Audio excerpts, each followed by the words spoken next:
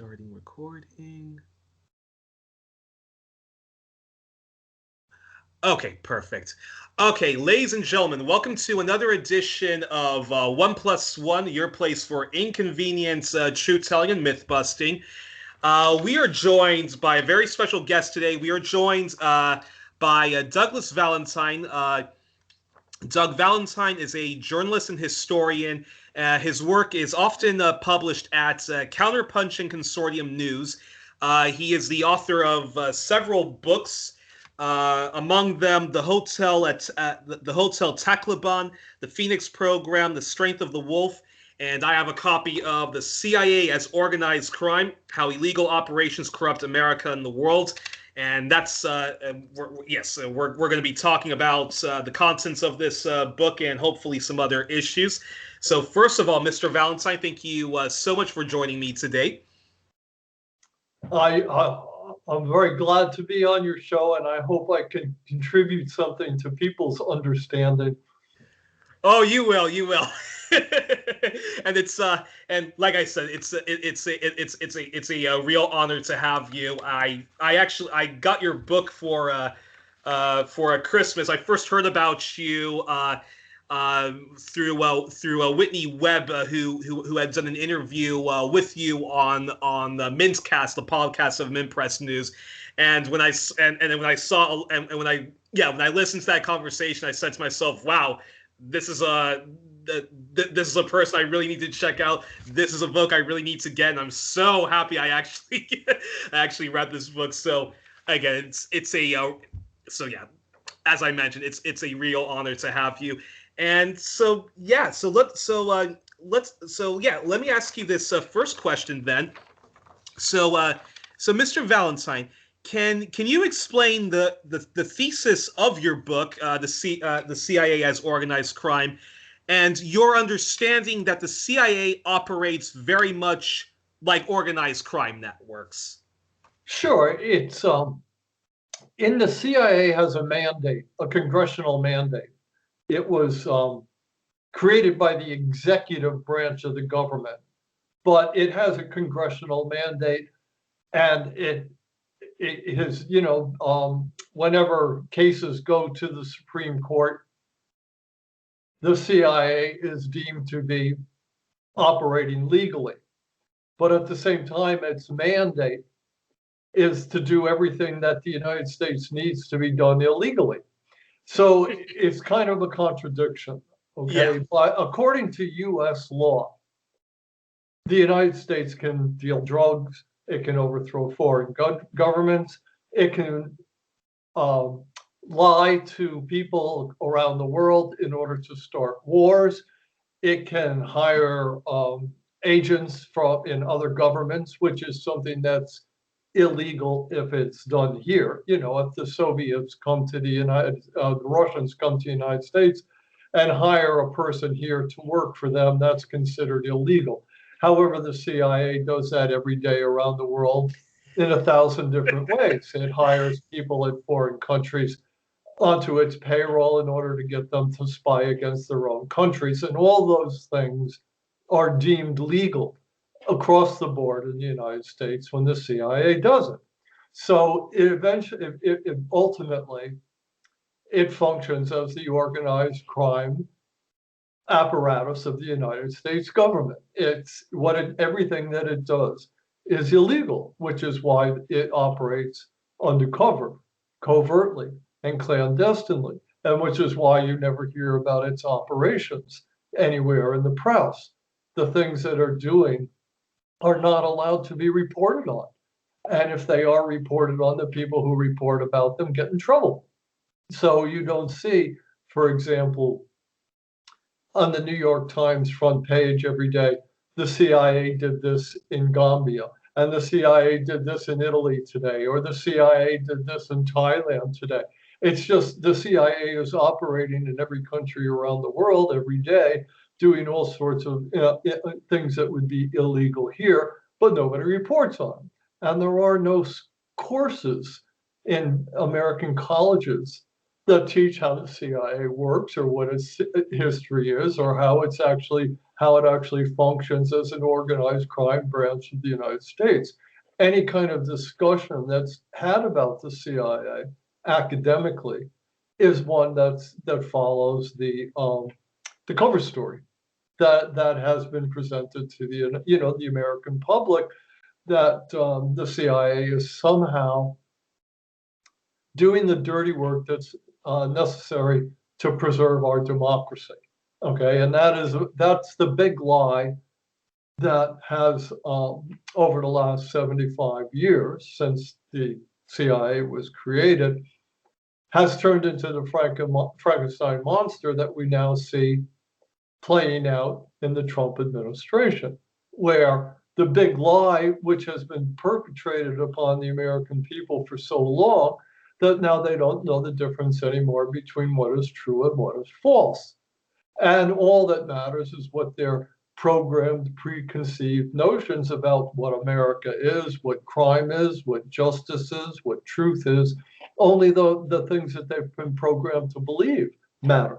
And so it's kind of like all this this entire imperial adventure on the part of the United States, but only satisfied the needs of the rich political elite, has come back home and is now playing out here in this psychodrama that we see going on in the United States right now, where the truth, what's true and what's false and what's legal and what is illegal, and becomes so discombobulated that nobody even has any idea anymore what's going on. And they've all reverted, and people across the board have reverted to a kind of a primitive tribalism because there's no place else to go.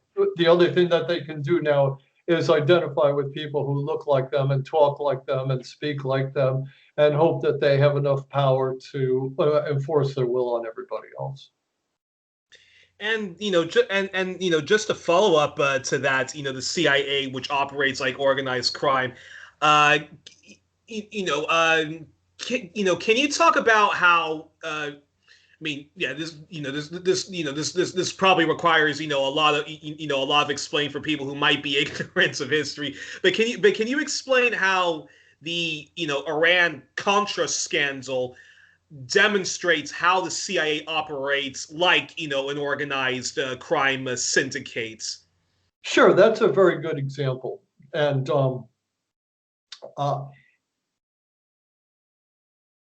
it was the United States has interest in the Middle East, okay, and those interests historically, you want a little history, right? I mean, and Yeah, this is it. right ahead, go right ahead, yeah.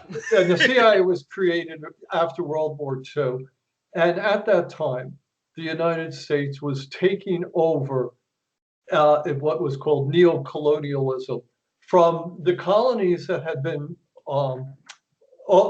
possessed by the British and the French and the Dutch all around the world, in French and the French in Indonesia and North Africa, and the British also in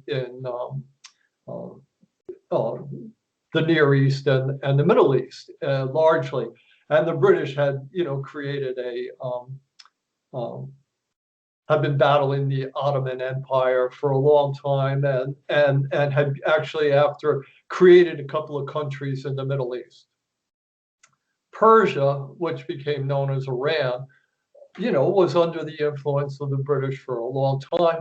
There was a lot of after World War II, and during competition, during World War II and afterwards, competition as to who would control Iran and its oil resources. And the United States and Great Britain formed an oil company in Iran. And they felt that because they had, during the 1920s and 30s, gone into Saudi Arabia and Iran, and actually with the modern technology developed those countries' oil industries, that they had a proprietary ownership right of the oil industries in those countries. So after World War II, when the world was facing this emerging nationalistic impulse, and the Soviet Union was said to be flaming wars of liberation around the world, as countries started to try to emerge from the colonial bondage that they had been in, Iran found itself in that same situation. But it was because of its massive oil industry and the amount of the really large presence of the British and the Americans in Iran, it became a focal point of this neo-colonial war that was going on. And the United and when the Iranians went so far as to actually, in 1953, elect their own representative, a guy named Mogadishu. Do you remember how to pronounce his name? Mossadegh. Yes. Mossadegh. And the United States and the British secret services got together and they overthrew him. And they actually hired a mob that resembled the Trump mob that attacked Congress the other day. They actually hired thugs and set up after this guy was overthrown. They reinstalled the Shah, who had some fake kind of claim to be the king of Iran, or I mean, it was all just an illusion that somehow they were restoring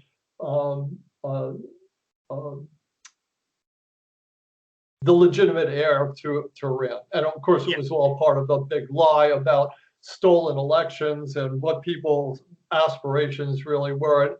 And then so from 1953, the United States, with the help of Iran, created a security force for the Shah called Savak. And it went around and it targeted the way the Phoenix program did, which I write about at great length. The same way that the Phoenix program targeted leftists in South Vietnam, this security force that the CIA created with Israel and some help from the Brits targeted leftists in Iran. And it kept all the nationalist aspirations of the Iranians, it kept them down. And they built up and they started to boil over. And the Shah was a very oppressive boss of the country, and he shared the oil profits with America and with the Brits, and the intelligence services with Israel. Plus, which Iran has a border on had a border on the Soviet Union at that time. So it was very strategically important to the CIA, and the CIA would send agents from Iran into the Soviet Union. So it was very important cog for the CIA's imperial empire, and for it became a forward base for CIA military operations all around that area. In keeping the aspirations of the Iranian people down, they started to boil over. And not only that, the people started to look to fundamentalist Islamic leaders for direction. So in 1979, all these forces erupted, and a combination. First, it was the communists in Iran who wanted to restore their own, version of democracy and nationalism, with the help of the imams, the fundamentalists who were become authority figures, overthrew the Shah.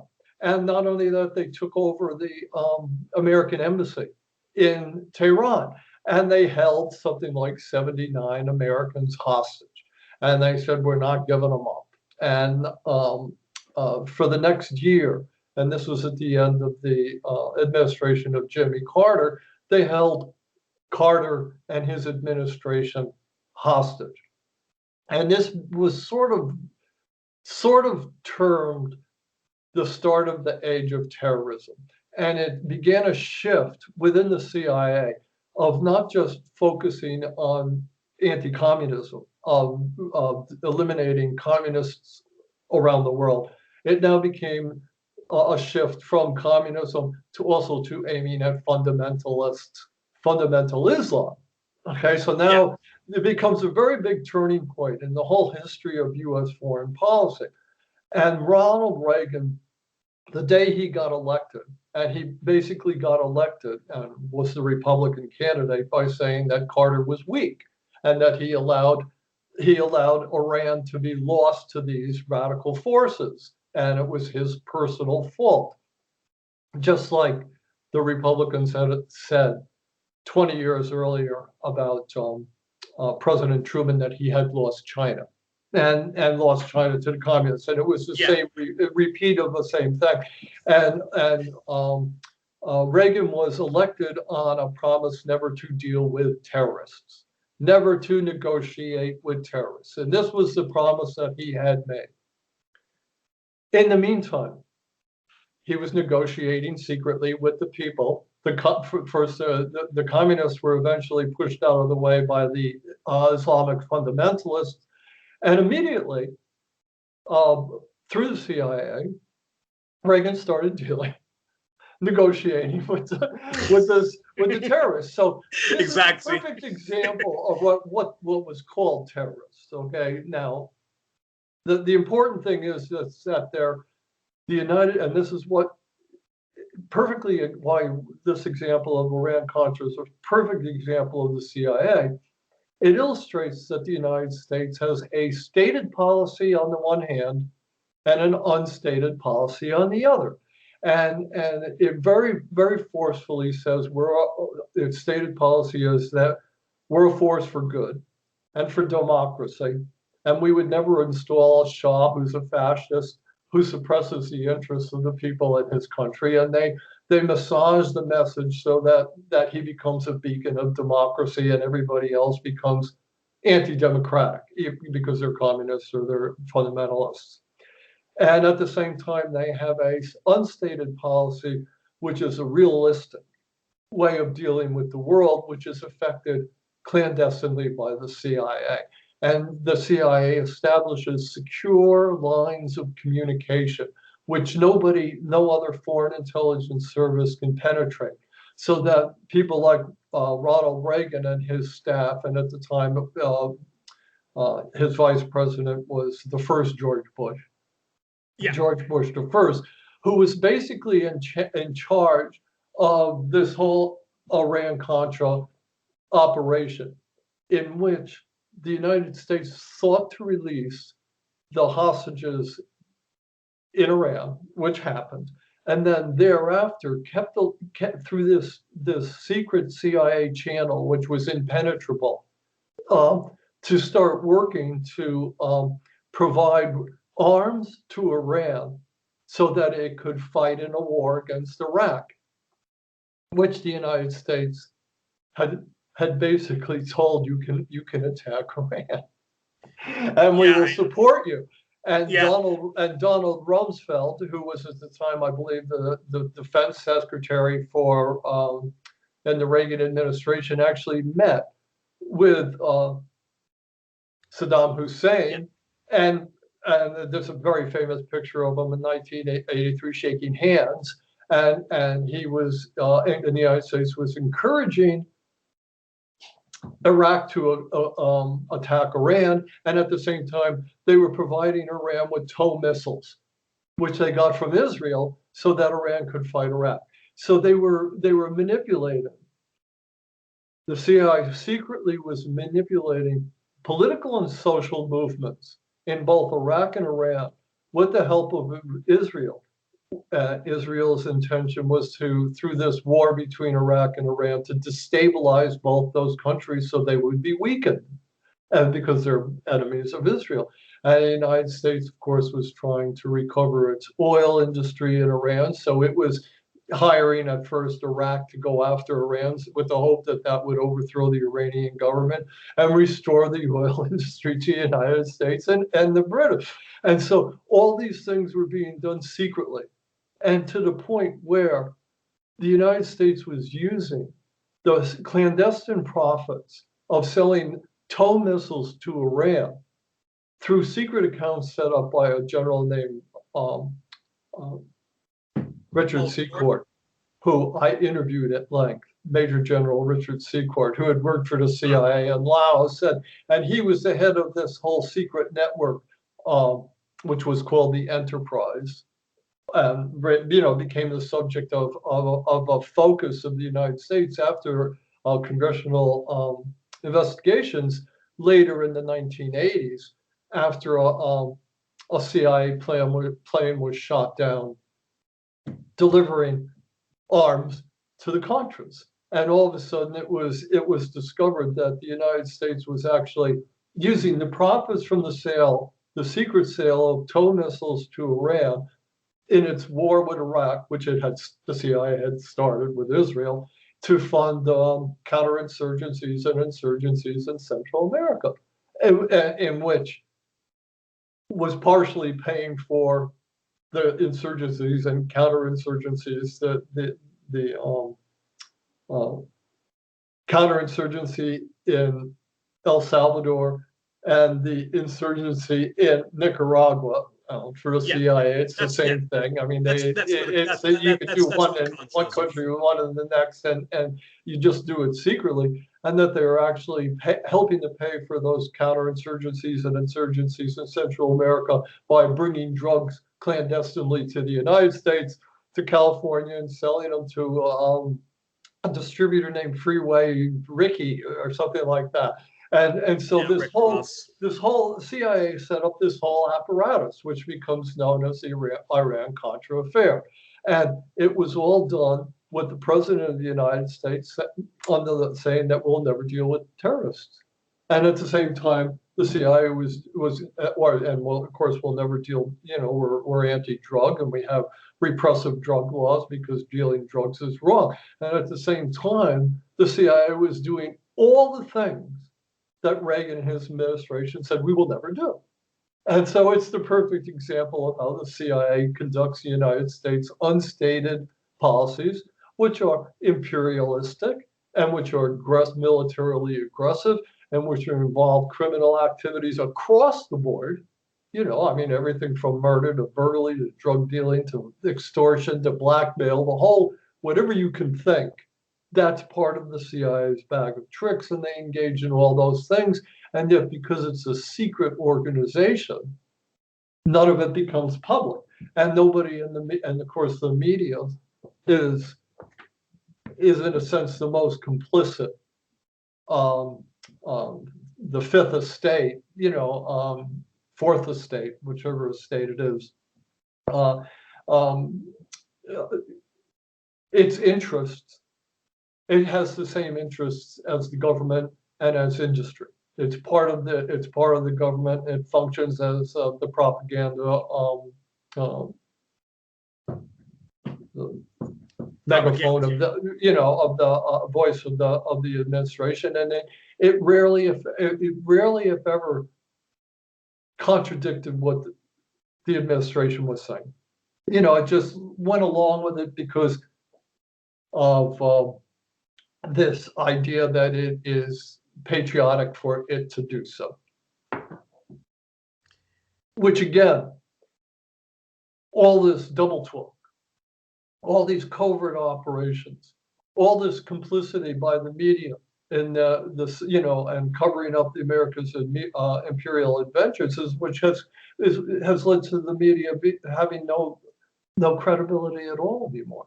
Because over the years, every myth that has been the media has perpetuated on behalf of the ruling elite and the government and industry has turned out to be a big lie.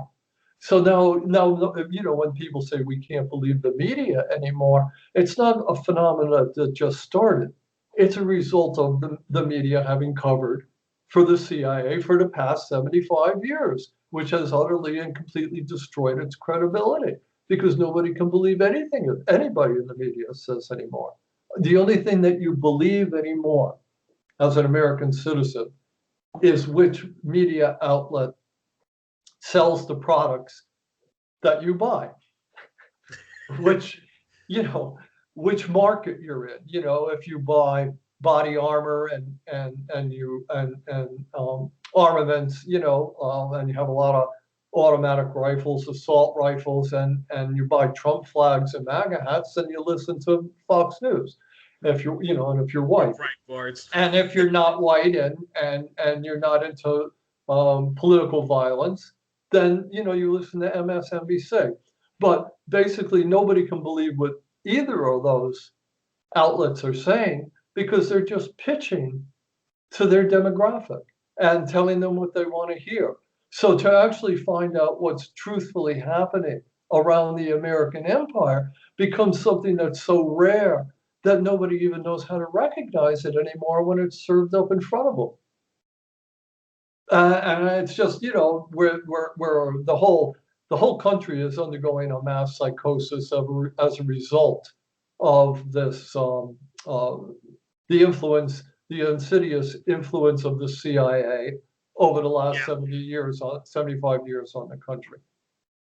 Actually, before I get to this second question of mine, I have to ask just one follow up about the Iran-Contra scandal, and this was a mega scandal which your friend and the late colleague Robert Perry, who founded Consortium News, where a lot of your work gets gets published. He was the one that broke a lot of the story and did a lot of the follow up stories, and I mean, one question I have to ask though about the Iran-Contra scandal was because you talked a lot about how the press is complicit in the epic crimes of humanity that the CIA engages in, and with the Iran-Contra scandal, I mean, obviously, it was a scandal because the Reagan administration was selling arms to the official enemy, Iran, while they were supporting, Iraq in its war against Iran. But Congress had, stopped, said to the Reagan administration, you can no longer, give money to these freedom fighters you call the Contras in Nicaragua. I mean, that was the the Reagan administration trying to overthrow a democratically, socialist Marxist, government in Nicaragua, the Sandinista government of Daniel Ortega.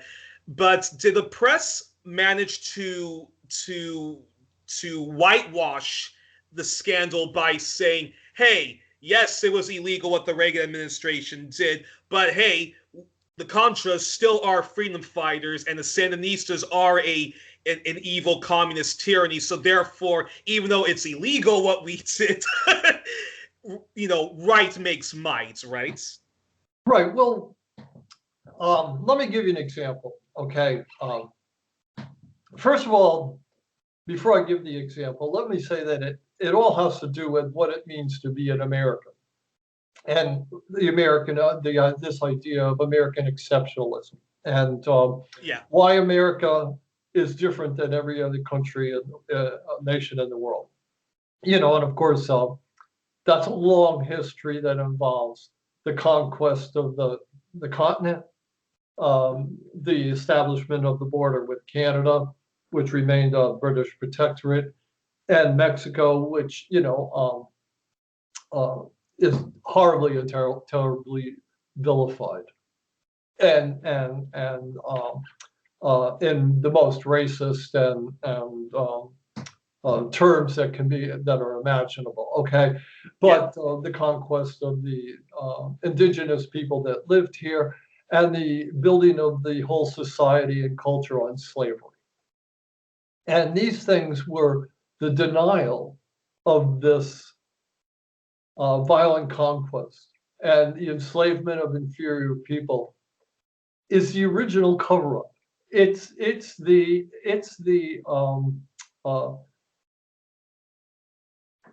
embryo of what the CIA becomes. And as the world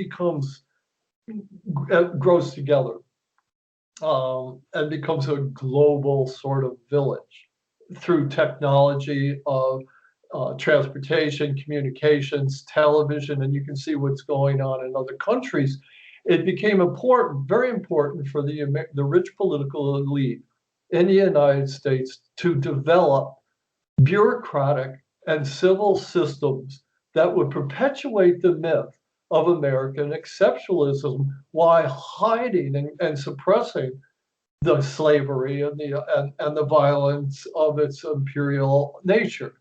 Okay, so the CIA doesn't begin these things, this cover up, but Yeah. from the very beginning, the press, the so-called free press, becomes the way the capitalist ruling elite, through bureaucratic and through creating a government which has an FBI, which has a mandate of attacking communism, never attacking fascism or right-wing organizations, but just, going after civil rights organizations and leftist organizations. All the bureaucracies of the United States and all the civic institutions, from the education you get when you're a youngster in school, the civic, these things do not mention. They're very carefully planned out and structured by the people who begin public education, by the people who create the bureaucracies, the FBI, now the Department of Homeland Security. The people who are creating these bureaucracies work with the press and always continually in order to shape the reality of what the stated purpose of these, again, civic institutions and bureaucracies are, and to cover up what the actual unstated purpose of them is, which is also imperial, and in which, in Marxist terms, capital considers labor in the United States no differently than it considers labor overseas. The labor here in the United States is to be oppressed and wages kept low and unemployment guaranteed in order to keep money flowing to the top. So you have a billionaire class that can continue to tell the media outlets what to say and how to say it, and can continue to control what civic institutions teach to people and what religions, what churches teach to people. That there have been no greater anti-communist force in the United States than the Catholic Church. And so, freedom of religion gets tied into what people believe through their religions, which is invariably associated with the same stated purposes and unstated purposes of the capital ruling class. These things complement each other till you get to the point where the United States controls the world. It started with World War II. It starts building military bases around the world in order to put itself into a position where it can police the world. Every one of those military bases was a source of enrichment for American corporations, for American companies. I mean, the bricks, the mortar, the steel, the concrete, all these the bases that are built. It's not just establishing a military presence around the world in order to police the world. It's also enriching this class in the United States, this capitalist class that's profiting off this imperial adventure, which didn't stop when they reached and created the borders of the United States, which then continued to move into the Philippines, after the Spanish-American War, and one adventure after another until the American spectacle now encompasses the whole world, and it constantly enriches this billionaire class at the top, which does everything it can to prevent workers from having a $15 minimum hour a wage. So nothing has changed. What you see is a continuation, but it's a continuation that, at the same time that it achieved all its imperial goals, has now reached a dead end. There's no place left to go. And the lies are all starting to ricochet from the very furthest ends of this empire.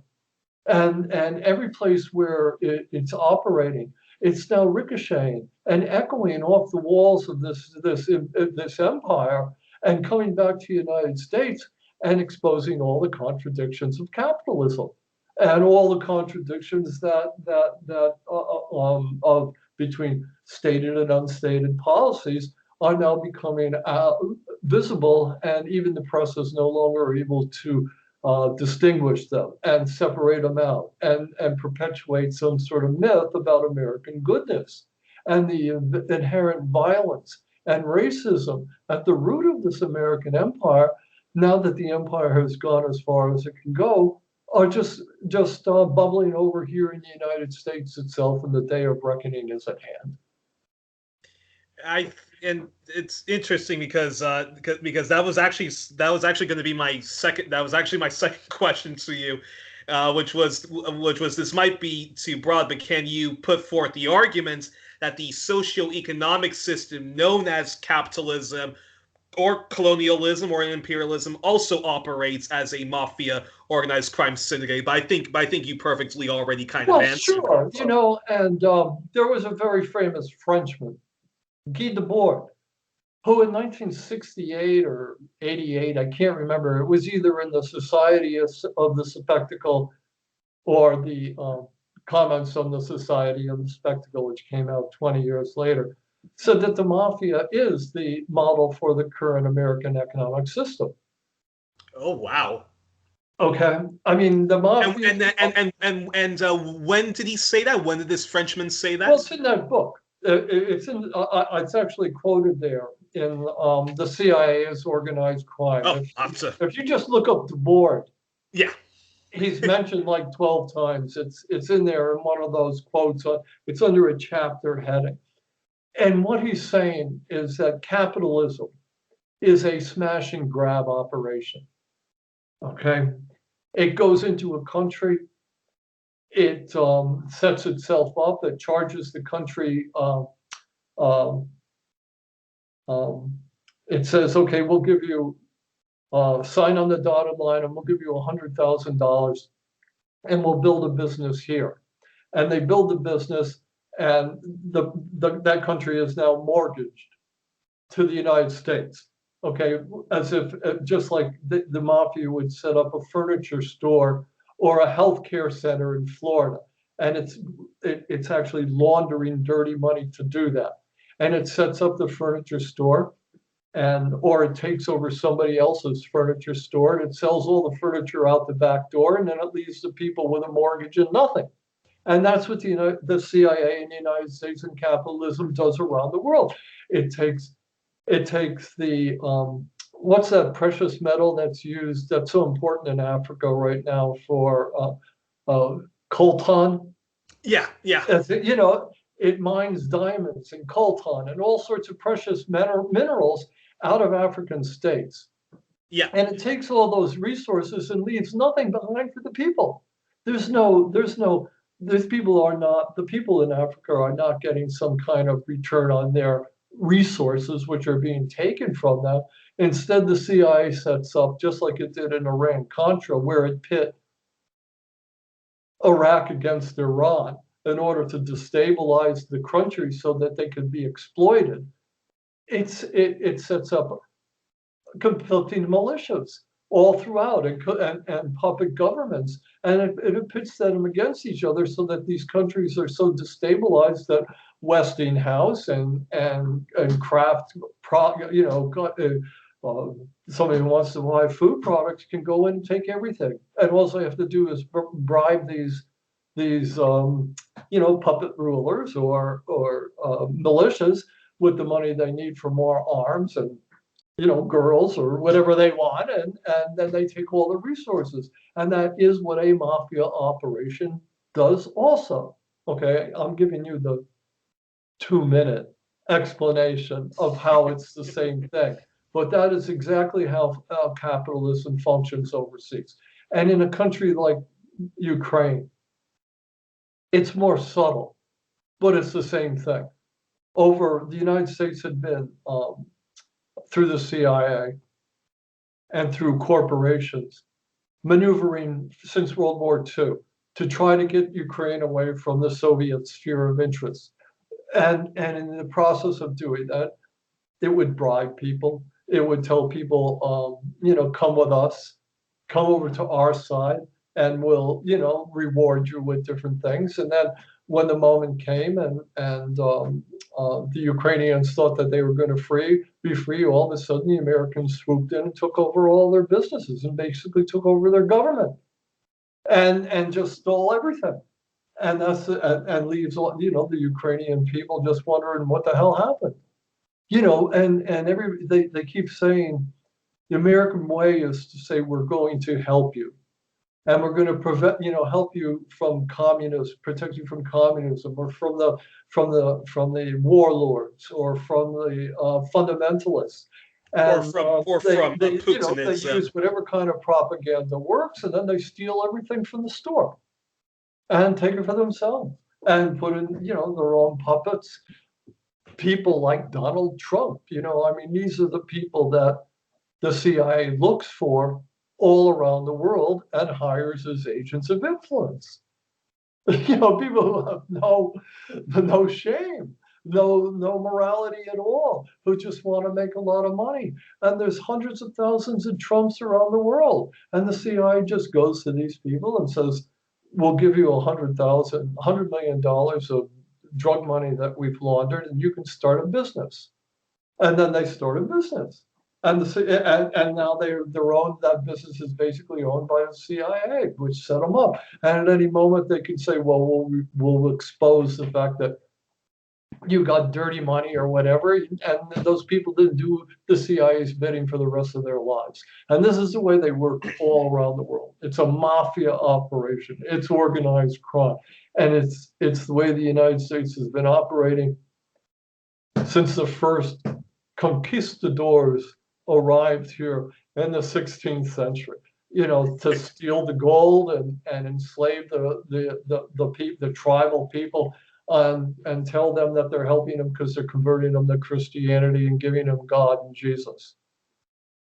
Yeah, exactly. And nothing's changed in 500 years, except that, like I said, the civic and bureaucratic and media elements of this operation have become more sophisticated, and they now employ sociologists and anthropologists and psychologists, and their message is more refined, and they're smoother bureaucratically, and they've created more levels of protection between them and the law.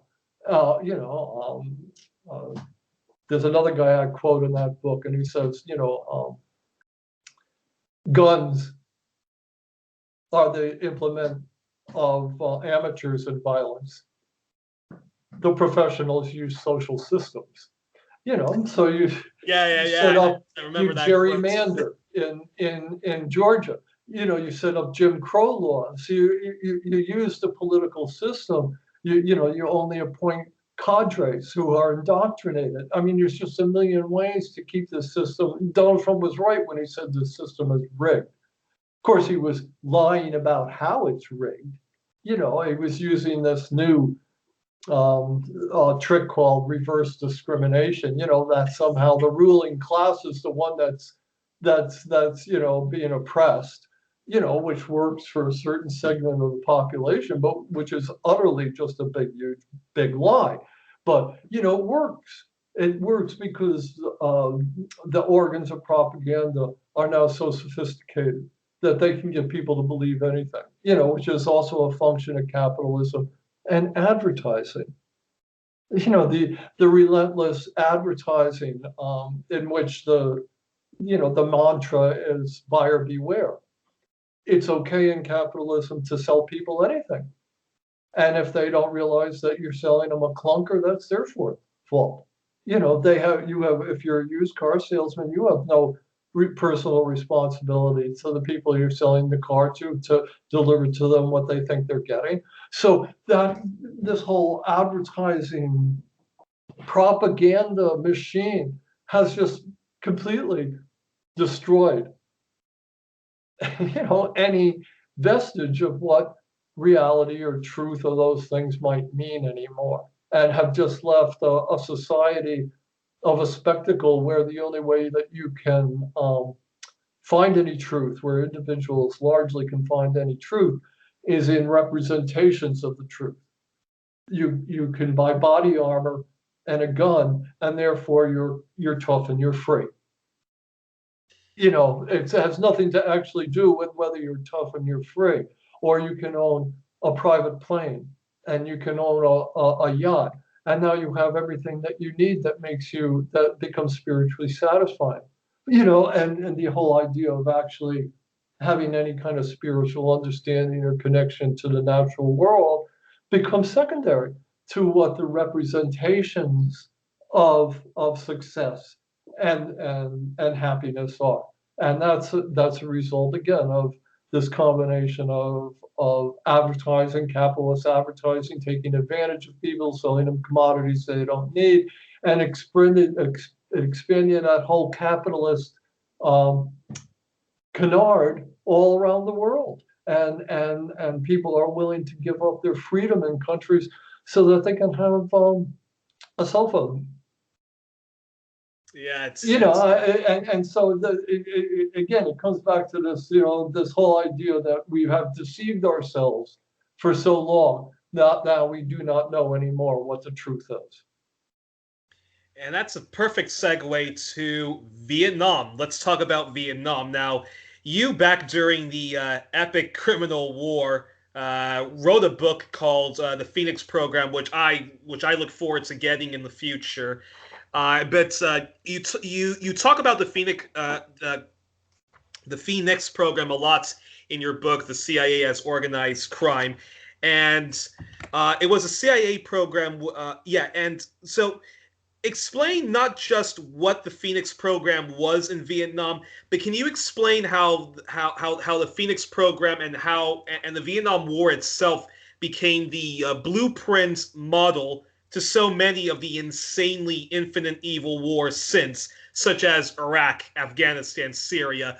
We talked about Nicaragua, Central and Latin America, and I know John Pilger said that he also said the same thing, that Vietnam was was the blueprint. It was the model for so many of the criminal wars we're dealing with now. And both he and Martha Gellhorn both described the Vietnam War as a war on civilians, which is sort of the best way to almost describe what the Phoenix Program was, right? Okay, and then that's it for today. And I'm getting talked out, but again, it's you have to understand a lot of things. It's not simply one thing, but let me give you another short example. The Vietnam War has to do with the end of French colonialism and what was called Indochina. Indochina in 1954, 1950, 49 breaks apart.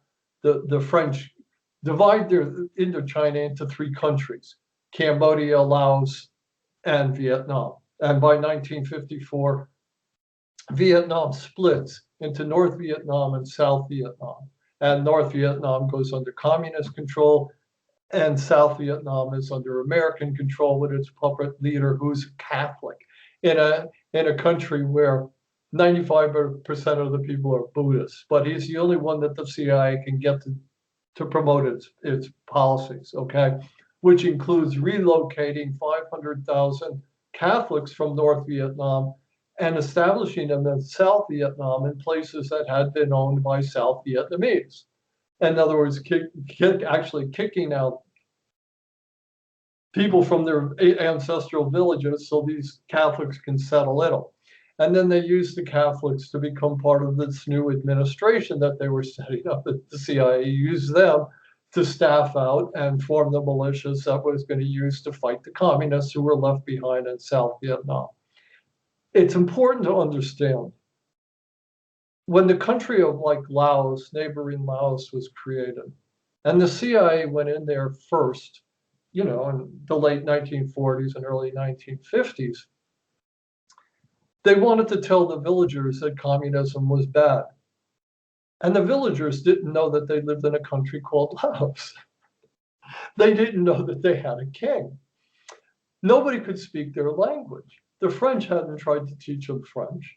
And the Laotians, the people, the native Laos, who made up about 20 or 30% of the population, had nothing to do with the rest of the people who lived in Laos, who were tribal people from China or Thailand, and they had their own languages. So the CIA got into these countries at a time when they would put a radio in a village to broadcast population, and the people had never seen a radio before. I mean, they're amazed at the fact that there's a radio in this village, and they hear somebody talking in French or Lao, and they don't even understand what it is, and they would turn it, to a music radio station so that it could at least dance around, and have some value to it. So the CIA was trying to reach people in Laos and Vietnam and Cambodia in a way that was impossible.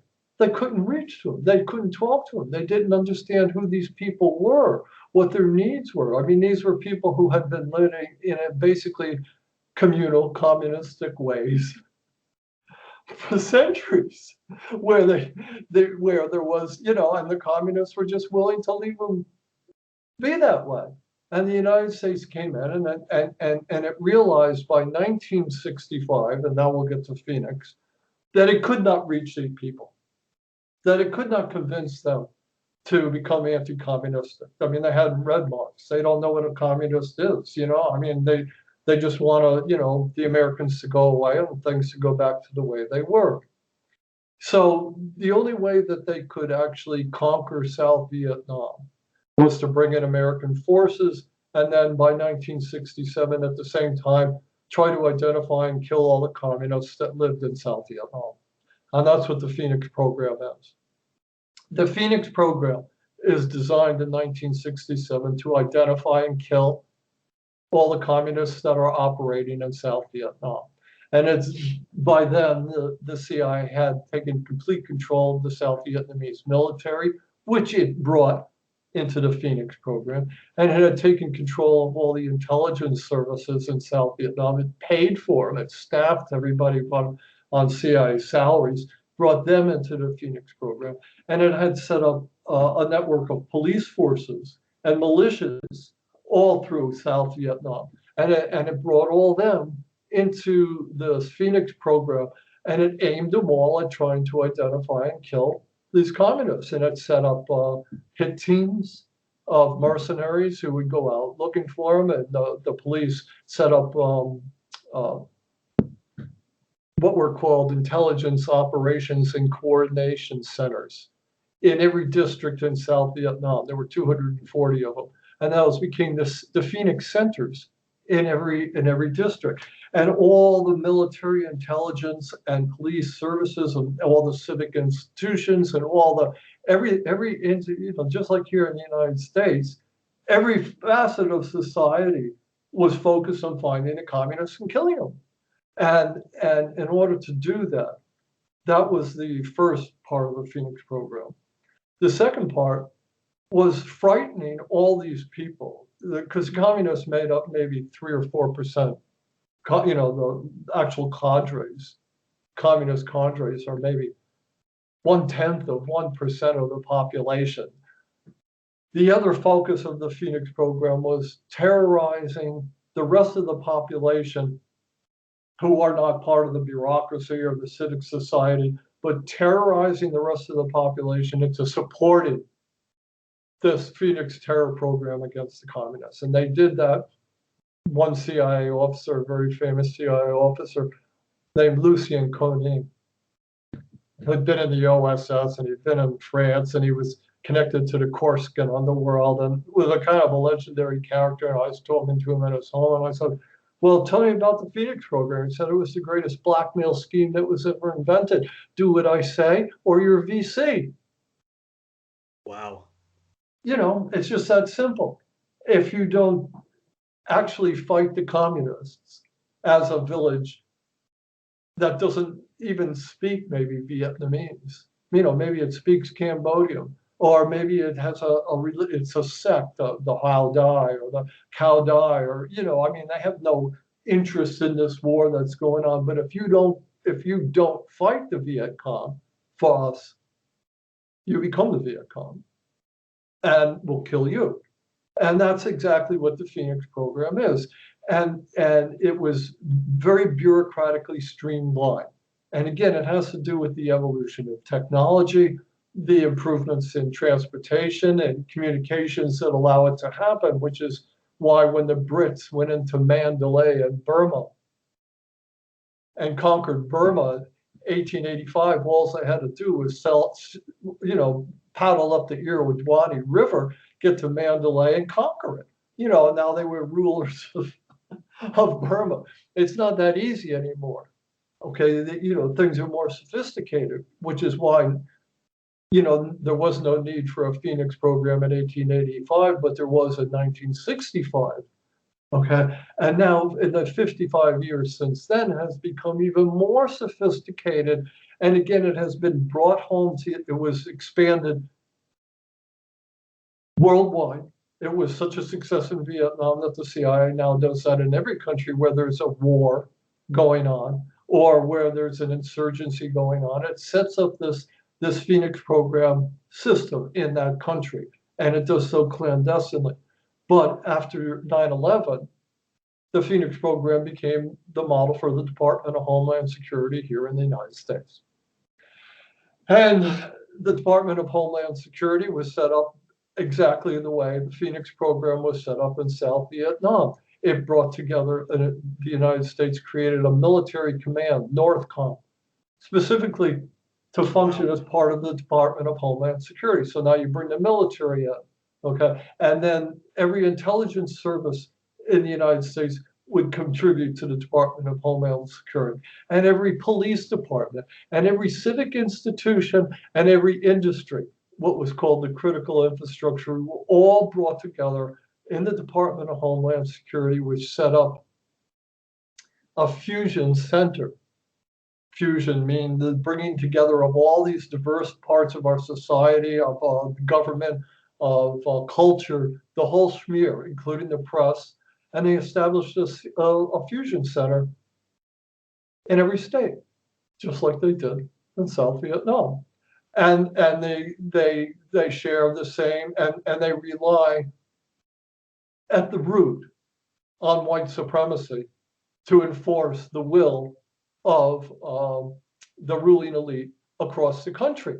They are not targeted against the Proud Boys. The Proud Boys work for the Department of Homeland Security. They are not targeted against the Oath Keepers. The Oath Keepers are composed of former military and former policemen who have direct connections to the FBI and the Department of Homeland Security. And it has become a way of enforcing this ideology of violent militarism, which had reached its limits in the empire around the world, and bringing it back home to the United States through a fake crisis of 9/11, which became the new means of indoctrinating the entire new modern generation and selling it the things that they needed to buy at a consumer level to reinforce their identity as in human beings, not with anything that's natural and real, but with this violent militarism of the United States that's basically white supremacist in its soul. And that's why we find ourselves in the situation we're at today. It's a very, very rich and powerful political elite that has streamlined all these bureaucracies, all the civic institutions, and brought them all together now back home. And when the CIA and the FBI needed a front man, they went to a guy named Donald Trump to bring this thing back home. I'm telling you all here, you may not have heard it elsewhere, but Donald Trump is an agent of the rich political elite whose job was to bring this white supremacist militaristic violence back home and spread it across the country. Safe to say that oh, I'm having an echo. It's safe to Yeah, two quick final questions then. Is it safe to say that that Trump and this idea that him and the CIA are often clashing with each other, and the storming of the White House, That's part of the big is lie. That's part of the big lie. I mean, that's like Reagan saying we're not going to deal with terrorists. I mean, it's, you know, it's the oldest trick in the book, you know. Who are you going to believe? Your lion eyes or me? You know, I mean, look at what's happening. And you can see there was no clash between Trump and the CIA. That was a lie. Just like there was no stolen election. You know, I mean, it's just people just don't know what to believe anymore. And Trump and the powers that be, which he represents, and which was demonstrated through his initial tax cuts, which made income inequality, extended it to a point where it had never been as great before since the robber baron days of the late 19th century. And now the society is so imbalanced. He was serving the interests of this rich political elite. And it's demonstrably evident in that tax cut, okay? Which is why the Republicans will let him get away with anything, because he was their agent and they represent that white supremacist rich political elite. So you can say, well, he says no, I'm fighting the CIA. You know, and you can believe it if you want. But if you do, you're stupid. You're dumb as dirt. And it's that simple. And he was simply an agent of the, you know, the deep state that he so vehemently hates. He just turned everybody into a confused pile of consumers. Then one final question, because I know that you mentioned that you're all talked out. So yeah, one final question. Yeah. so then my last question then is, given all you've written and exposed in your extraordinary body of work on the CIA, NSA, FBI, the deep state, isn't it long overdue that the people power movements and others who call and others call for the complete abolishment of the CIA and deep state? And why is it that those who are calling for racial justice and community control over the police, defunding the police, aren't calling for, an end to, the drug war and demilitarizing the planet and abolishing, the CIA? Yeah, I mean, it's a nice idea.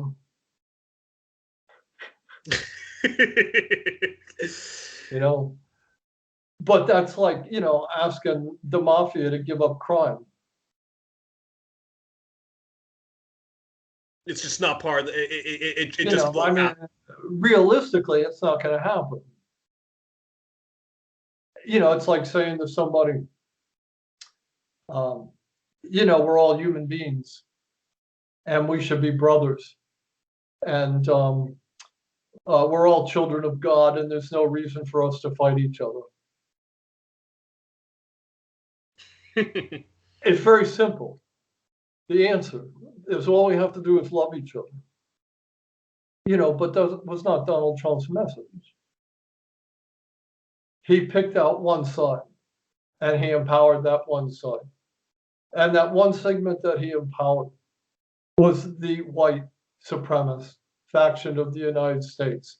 And he identified that faction with traditional American values. And that became the message. And he did not say, we're going to abolish the CIA. He increased its budget. He did not say we're going to abolish the United States military. He venerated the military. He made, militarism is the national religion in the United States. And he would hug the flag and say, I love the military. And he increased the military budget, until you actually have somebody in power who's cutting the military budget, who's cutting the CIA budget. You have somebody who's giving you a line of crap when they say, I'm against the military or I'm against the CIA. You can believe what they're doing in front of your eyes, or you can believe what they say, which is a big lie. And Trump increased the CIA budget. He increased its power all around the world, despite what he said. And he only said that in order to try to enable this white supremacist mob that he controls. But why then aren't the left? But then why then aren't the left calling for abolishing the CIA? Given all the given the history, just given the history of the CIA as a fascist institution like the FBI. Because in America, militarism is the religion and business is the unifying party. What you're calling the left in the United States is the left faction of the business party. The right is the right faction of the business party. The right faction of the business party is the Trump faction, which says there should be no regulations. It should just be freewheeling capitalism.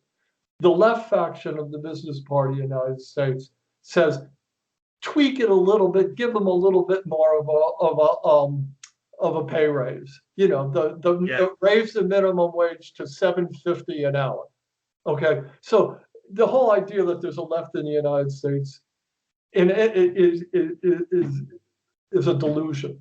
There is no left. If there is a left, it's minuscule. It's tiny and its voice is never heard.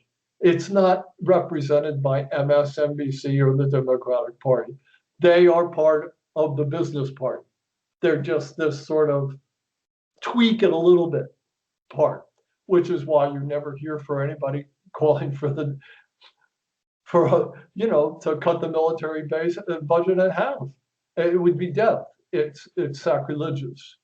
Same with the CIA. This violent, aggressive culture that we live in sanctifies the military and the CIA, even if it does so secretly.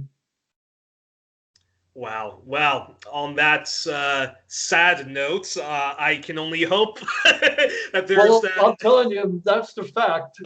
Well, it's true. It's true. Well, on that sad note, all I can say is I hope with